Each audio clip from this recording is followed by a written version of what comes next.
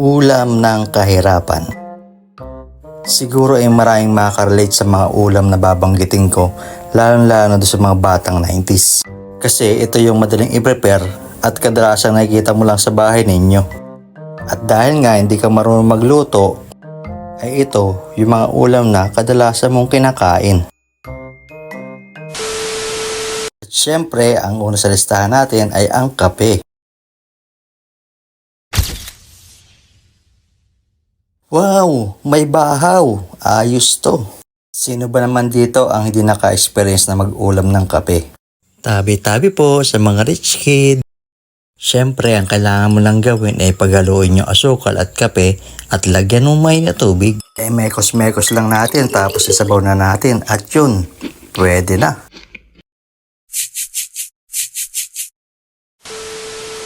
Ang sunod sa listahan natin ay ang ketchup.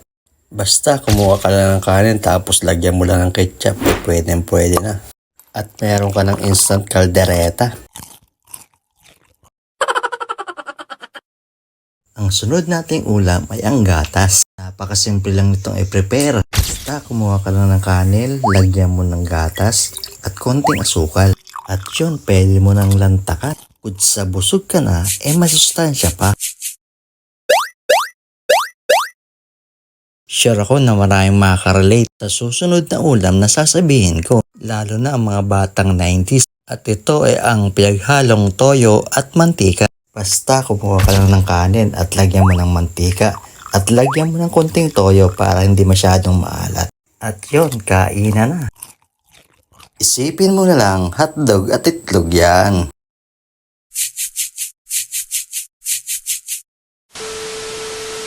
Ang sunod sa listahan natin ay ang tubig at asin. Pero ang ulam na ito ay basic na basic dahil hanggang ngayon maraming Pilipino pa rin na nag-uulam ng ganito.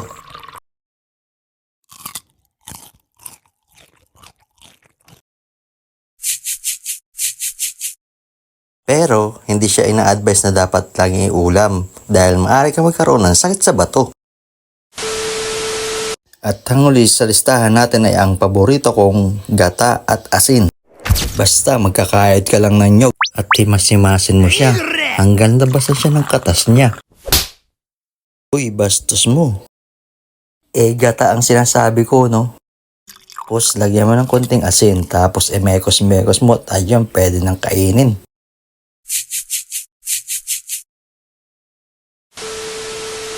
Isama na lang natin ang patis at bagoong at ang Milo. Siguro ay marami pa akong ulam na hindi nabanggit dito sa ating video, kaya comment down below.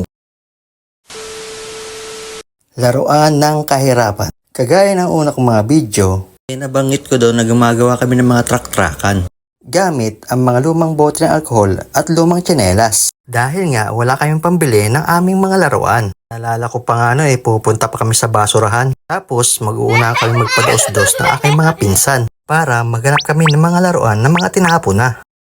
Nakakakita minsan naman kami ng mga laruan. Problema nga lang ay talagang sira-sira na ito. Pero sa mga katulad namin na walang pambili, okay lang yon.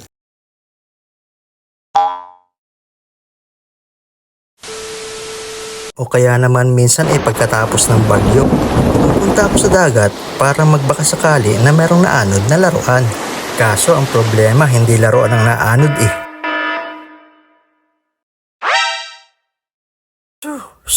layuan mo ako. Kaya nga napakaswerte ng mga bata ngayon kasi napakamura ng laruan ngayon. Di gaya namin noon na talagang kahit lumuhod ka o maglupasay ka, hindi ka kayang bilhan ng mga magulang mo.